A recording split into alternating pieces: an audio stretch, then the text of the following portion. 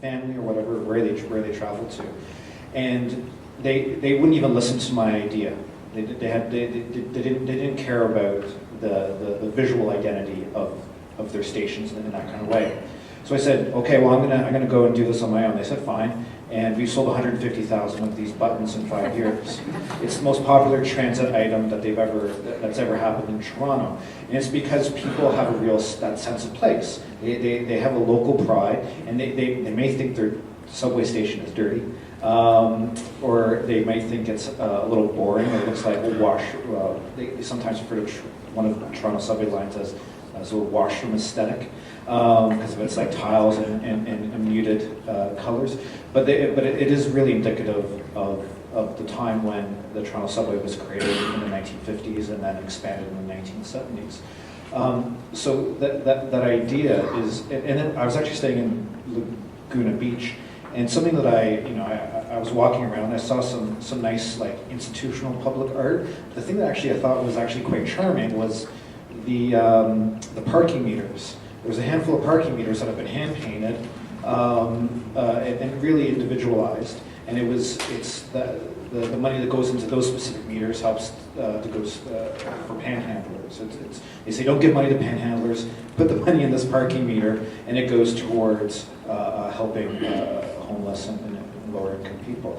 And I thought that there was a nice connection between local identity and art, and someone that I'm assuming in Laguna Beach actually did those, and then helping people a little bit lower down the chain. And so, sense of place and sense of identity ties into some other things like social equity and then sense of place and all that kind of stuff.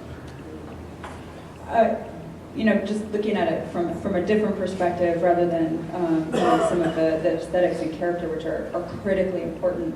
I also think about it in a functional way. So one of the first exercises we do when we approach a project is a bunch of inventories, and focused on needs and resources. So looking at the community and the people who are there who are going to use this place, whatever it is, and really doing kind of exhaustive lists of what are the needs of this community, but also what are the resources. And often there's a lot of resources that are there that are invisible. There are human resources that are some people in the community who are offering something that you may not know about if you didn't live there. Maybe it's out of their home, or some knowledge base that's specific in the community, some cultural base. So yeah, people need utility connections, and they need shelter, they need food. And they also have resources. Maybe they have gardening skills, they have traditional knowledge about whatever it is that we may not have even thought about. And one of the things I really, forgive me to the developers in the room, but one of the things I really love and find striking about working with developers is that there's a certain amount of hubris. You can look at a landscape and say, I know what needs to go here. And I think the developments that do that best, and the developers who do that best and really can contribute most to the community and the place, is to be able to supplement that with really listening. What's here already?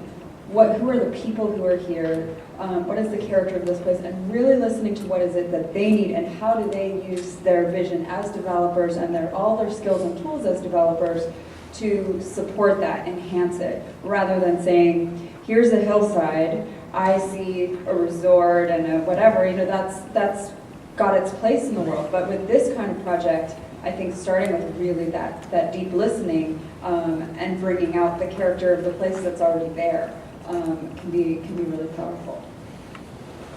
That's what you just said is very powerful, I think.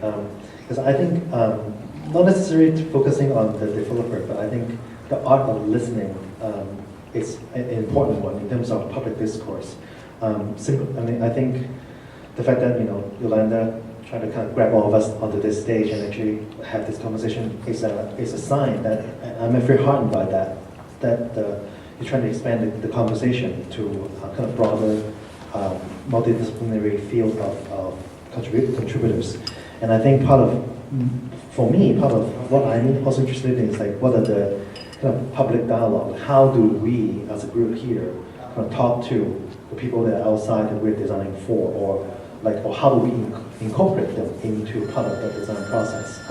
So I think on that note, I'm curious to know, with respect to Laguna Hill and with respect to Garden Grove, what is the role of public life you see on those two sites? Because earlier you mentioned that bowling is actually a form of public life because it kind of started to stimulate the sense of place there. Or man, you were talking about the streets, like street life having adjacencies are actually really important. Proportions are really important. So and the sense of identity. So all those things contribute to a kind of bigger conversation. So the question is, how do you guys see that as a component of helping these two communities move along? That's a really important question to think about. I think that's something in the U.S. and particularly in Orange County, that kind of concept of public life, and not just, Southern California in general. Southern California and kind of the mythology of Los Angeles and of Orange County is all about the private life. And so there's a lot of communities with walls around them, and everything's turned inward.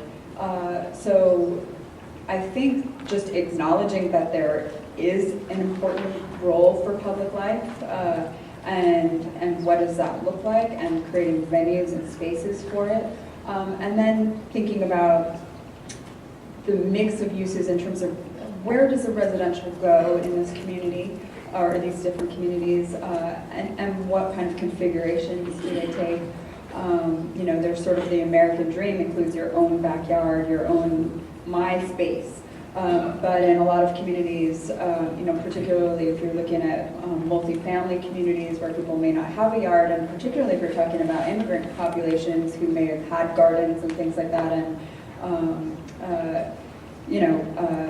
plants and foods and things that they're used to, thinking about how to incorporate those in. So what about community gardens? Make a lot of sense in a place like Garden Grove if you have, high density or residential populations without their own garden.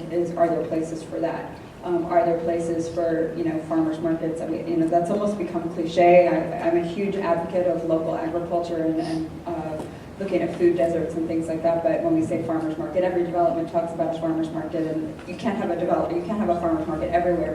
But that character of that as a that's almost more programming. A lot of farmers markets are ephemeral.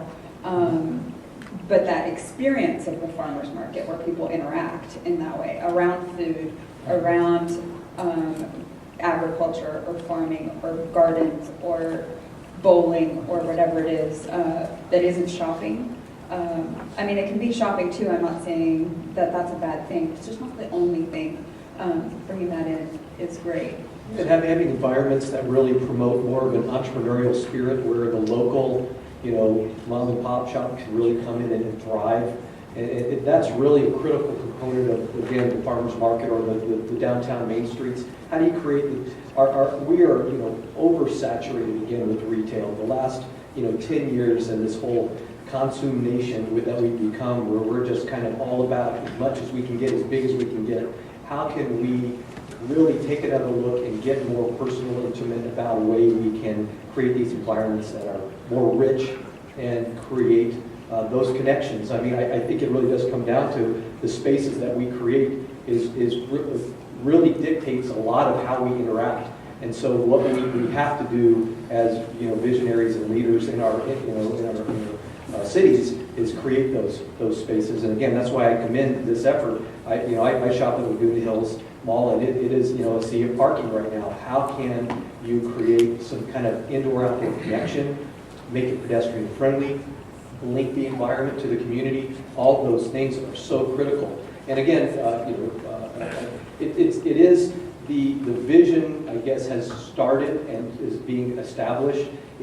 Now it gets into the minutia and the level of detail and refinement, and really, again, understanding who this audience is. We have a lot of retirees here, and people are living longer. My mom is 78 now, and she's full steam ahead. She's fully capable of getting out and experiencing life, has a lot of free time, has a lot of discretionary income, and wants to go out and do stuff. So, and I think there's a lot of people like that. How do we create those environments that are so conducive for that generation. I mean, that's a huge market. And that's what's so unique about Laguna. It's right for creating that environment for the retirees that have time, money, and want to have a place to go. Again, we have a beautiful environment here. Let's turn that ball, get some of it outside, create those outside spaces, and really energize that, and get people more connected to the environment. An example that came to mind that I thought would be interesting is when you're doing these kind of projects where you're trying to tweak the engineering of them.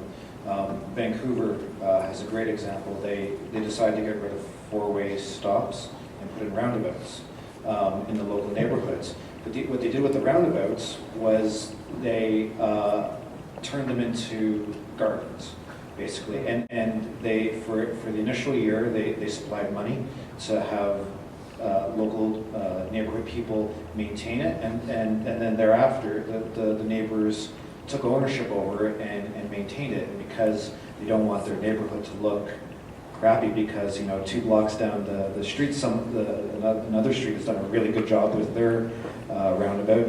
It's almost a little bit of a competition, and this happens in a variety of neighborhoods that have different incomes. It's not just the wealthy West Vancouver neighborhood that has this. So that was an engineering project for traffic calming, right? And it turned into a community building program. And then the other thing they did was these boulevard gardening.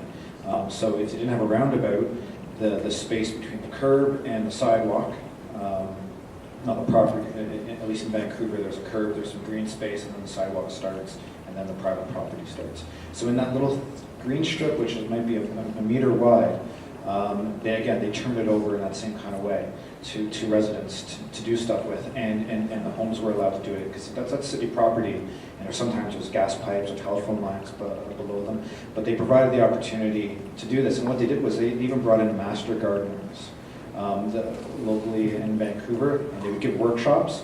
And what they found was that this really engaged the Asian population that come over and were very reluctant to get involved in public life. But this was one of the ways that got them out of their homes and interacted with people that they weren't interacting with because of either language barriers or culture barriers, whatever the case may be.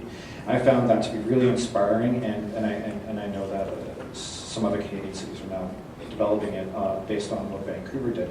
And it was just, it's a traffic calming initiative that became a community building exercise that worked out really well. And so it's about providing a template as opposed to saying this is going to be right here. The city provided leadership and an idea because they listened to the residents and said, we could do something with this. And they provided a little bit of incentive for them, and then it became a matter of local pride. And now it's a very good example of community building in Vancouver. That's a really perfect example of kind of emergent sustainable design, where you're looking for solutions not just that are meeting the needs and resources of that community, and not just that are you're listening and responding, but you're finding one solution that meets multiple needs. And when you really look at take a systems approach and understand what's happening there. Okay, we have traffic issues, and we have neighborhood pride, and we have and you can look for all of those solutions in a holistic, or all of those issues in a holistic way, understand the system in a holistic way. You can start to identify solutions that meet multiple needs. And you're on the right track in terms of sustainable design when the solution you come up with for one problem starts to solve other problems also. And you can say, oh yeah, and that will also help this, and that will also help that. As opposed to problems that result from kind of a more linear process where, okay, you design something, but then that creates this impediment here, so we have to detour around it this way, but then that causes congestion over here, so we're going to do this thing. And as if you're, making kind of a series of modifications and adjustments, you have to have if one problem has then has a cascade of problems that has to be fixed, you're on the wrong track.